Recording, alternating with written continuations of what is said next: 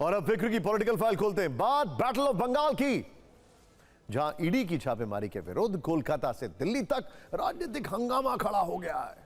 अब इसमें BJP youth wing भी कूद गया है। कोलकाता में आज ममता बनर्जी केंद्रीय एजेंसियों के एक्शन के खिलाफ सड़कों पर उतर गई। सोचिए जरा, सरकार उनकी है, राज्य उनका है, सड़कों पर भी वही है। तो जवाब में BJYM यानी भारतीय जनता युवा मोर्चा भी विरोध प्रदर्शन करने लगा। पोस्टर बैनर लेकर युवा मोर्चा के कार्यकर्ताओं ने मुख्यमंत्री के खिलाफ धरना दिया।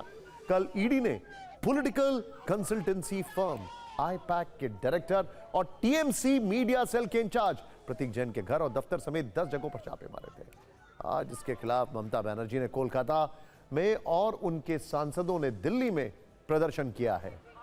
कोलकाता में सीएम ममता ने खुद विरोध मार्च की अगुवाई की, तो दिल्ली में उनके सांसद 8 सांसद गृह मंत्रालय के बाहर प्रदर्शन करने पहुंचे। ममता के पैदल मार्च में पार्टी नेताओं के साथ हजारों कार्यकर्ता भी शामिल हुए। जबकि दिल्ली के प्रदर्शन में संख्या कम थी, लेकिन सांसदों की भाग दौड़ में कोई कमी नहीं थी। कल सुबह 6 बजे से आज रात 9 बजे तक ईडी के एक्शन पर जो कुछ भी हुआ, उस पर हमने एक फाइल तैयार की है फिक्र की। फिक्र किसको है, ये आप डिसाइड करिए। शुरुआत दिल्ली वाले प्रदर्शन से। देखिए, दिल्ली में सुबह टीएमसी के 8 सांसद गृह मंत्रालय के बाहर प्रदर्शन करने पहुंचे। हंगामा काफी था। डेरेक ओब्रायन, ये देखिए जरा, महुआ मोइत्रा, कीर्ति आजाद नारेबाजी करने लगे। इसके बाद दिल्ली पुलिस ने इनको हटाने की कोशिश की। काफी धक्का मुक्की हुई, कुछ सांसद गिर गए। फिर पुलिस ने सांसदों को उठाकर बस में डाल दिया। इस दौरान काफी खींचतान वाली स्थिति भी दिखाई दी है। थोड़ा सा एम्बियंस अप करिएगा ना। लेकिन टीएमसी सांसदों की नारेबाजी नहीं रुकी। एक बार जरा फुल फ्रेम पर यह शॉट दिखाइए। पुलिस ने सांसदों को सुबह 10 बजे हिरासत में लिया और दोपहर 12 बजे छोड़ा। इससे ममता बनर्जी काफी आक्रोश में आ गई और उन्होंने सोशल मीडिया पर लिखा, हमारे सांसदों के साथ किए गए शर्मनाक बर्ताव की कड़ी निंदा करती हूं।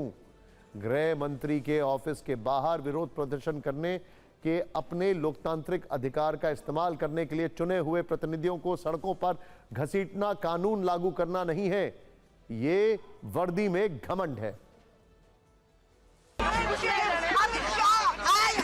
ईडी को लुटेरा डकैती करके हमारा इंफॉर्मेशन ले रहा है। बंगाल में आप जीतेंगे, जो भी कर ले, बीजेपी को हम हरा के रखेंगे।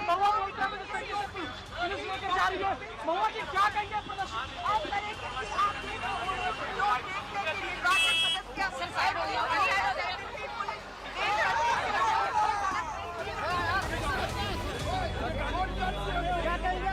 You're seeing what is happening with Amit Shah Delhi police. You're seeing what is happening to MPs. All our MPs have been picked up.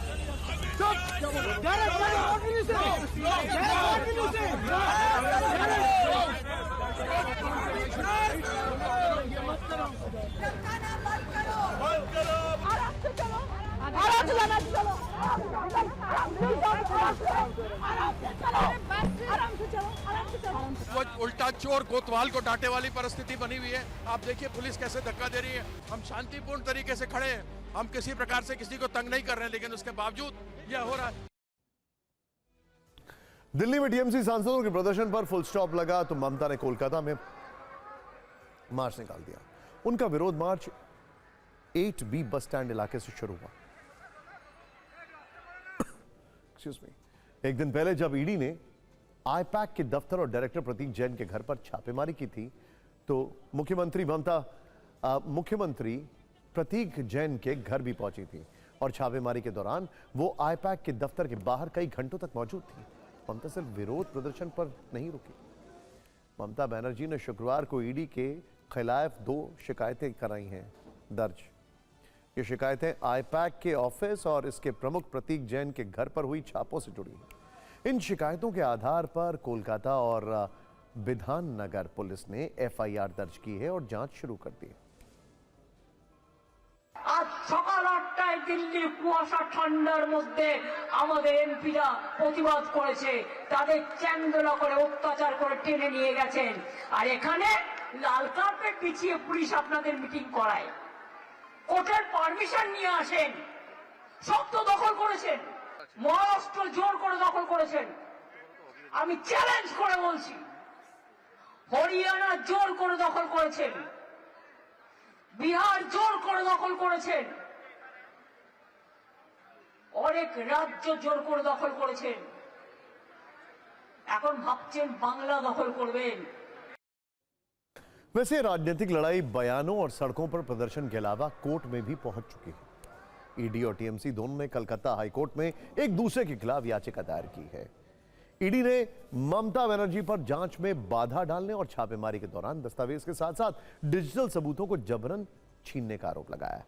दूसरी तरफ टीएमसी ने ईडी की कार्रवाई का विरोध करते हुए आरोप लगाया है कि जिन दस्तावेजों को ईडी जब्त कर रही थी उसका आर्थिक लेन देन से कोई संबंध नहीं है। इंटरेस्टिंग बात है, इन्वेस्टिगेशन में क्या यह दखल नहीं है? खैर कोर्ट डिसाइड करेगा।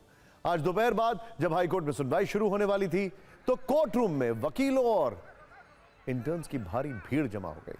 स्थिति यह थी कि पैर रखने तक की जगह नहीं थी, जिसके बाद भीड़ को देखते हुए जस्टिस शुभ्रा घोष ने उन वकीलों और इंटर्न्स को बाहर जाने को कहा जो इस केस से नहीं जुड़े थे। उन्होंने 5 मिनट का समय दिया और चेतावनी दी कि अगर भीड़ कम नहीं हुई तो वो सुनवाई नहीं करेंगे। बार बार अपील करने के बाद वकील बाहर नहीं निकले।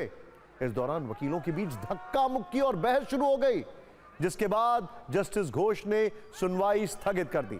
अब इस मामले की सुनवाई 14 जनवरी को होगी। लेकिन कल की तरह आज भी इस मामले में बयानों की खूब फायरिंग हुई है, वो भी नहीं रुक रहा है। बंगाल के बीजेपी सांसद सौमित्र खान ने तो ममता की गिरफ्तारी और राष्ट्रपति शासन लगाने तक की मांग कर दी है।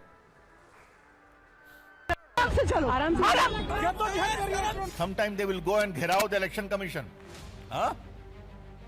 Now they are going to the home minister. That means the honorable members of parliament of the TMC are becoming the front soldiers to conceal corruption of TMC. यही है क्या? हम बार बार कहते आए हैं कि ईडी, सीबीआई और इनकम टैक्स को भारतीय जनता पार्टी अपनी निजी सेना मान के चल रही है, प्राइवेट आर्मी बना के चल रही है। ये लोकतंत्र के लिए बहुत हानिकारक है। उनको अरेस्ट करना चाहिए। उसका जो सांगठनिक जो पोस्ट है उसको अपमान किया है, उसको अरेस्ट करना चाहिए ममता बनर्जी को। और पुलिस ही खबरदार, अभी इलेक्शन का पहले 355 होना चाहिए। अगर आप अखबार खोलान CIK, ED, NIA, पता नहीं क्या क्या भला ये दोस्त ये बने मुझसे नॉर्मल तो नॉर्मल हो गया। Many pertinent questions are raised. People of Bengal will have to understand what BJP is doing, what TMC is doing, how the state continues to suffer, and there must be change of government.